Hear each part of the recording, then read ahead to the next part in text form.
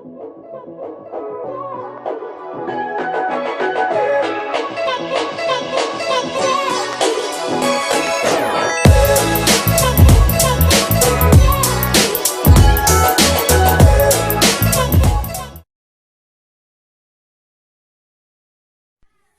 mõtlen, et nad tahavad õppida robotiga mängida, et näidata lastele, kuidas peab tegema ja mis peab tegema üldse, et lapsed ei teinud katki roboteid. Itko, miks õpetajad mängivad robotitega? Saaksime teiste mesilastega mingisuguseid trikke teha. Mulle meeldib sellepärast robotid, kuna need on vinged ja lahedad ja siis meeldib ka, et sellega saab igasuguseid vägevaid asju programmeerida. Näiteks selliseid sulle robotid, keda saab ise.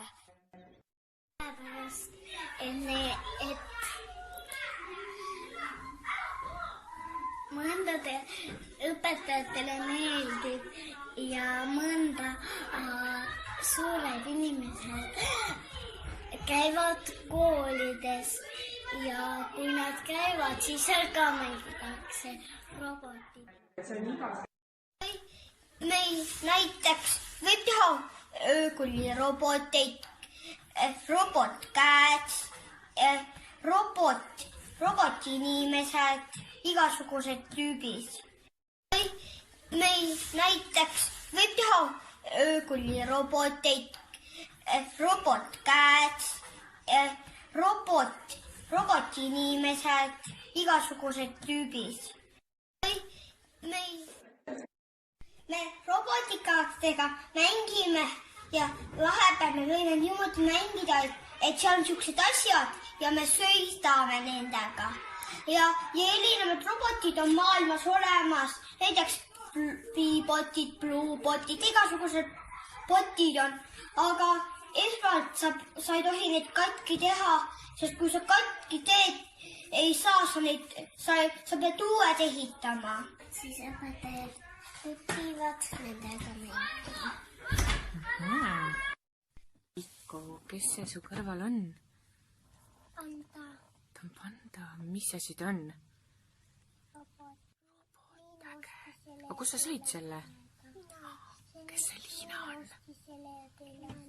Liina on õpetaja. Õpetaja Liina oma on see.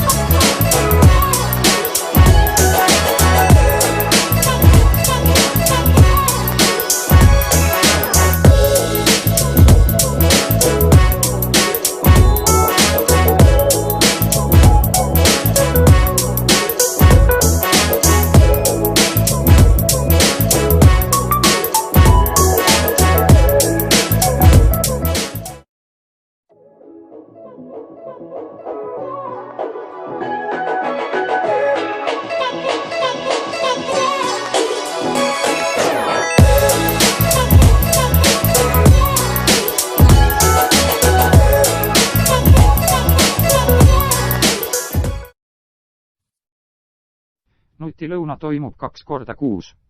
Nutilõuna on lõbus. Koos mängimine paneb aluse suurepärasele koostööle. Naerame koos. Nuputame koos. Õpime üksteiselt. Nutilõunad annavad meile eneskindlust nutivahenditega toimetamisel. Koos tegutsemine liidab. Mäng teeb silmad rõõmsaks. aitäh, et kuulasite ja vaatasite. Head mängimist!